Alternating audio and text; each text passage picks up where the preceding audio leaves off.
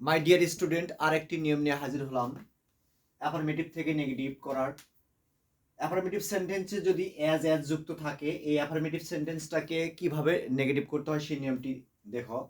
As যুক্ত affirmative সেন্টেন্সকে not less dot dot than বসিয়ে নেগেটিভ করতে হয়। ওকে, যেমন Simi was as wise as Rimi, এই বাক্যটার মধ্যে অ্যাজ রয়েছে, এটাকে আমি এখন নেগেটিভ করব। ওকে, তাহলে কি হবে? সিমি ওয়াজ নট লেস বসাবো, নট লেস বসালাম, তারপর অ্যাডজেক্টিভটা বসালাম, তারপরে এখানে আমি দেন বসালাম, তারপর রিমি। তাহলে বাক্যটা কি হলো? Simi was not less wise than Rimi. আরেকটা উদাহরণ লক্ষ্য করো, he is as ferocious as a lion. তাহলে এখানে অ্যাজ রয়েছে, এটাকে আমি নেগেটিভ করব। কিভাবে? হি ইজ নট লেস ব্যবহার করব, তারপর ফেরোসিয়াস বসাবো, তারপর দেন এ লায়ন। আশা করি বুঝতে পেরেছো। Thank you so much.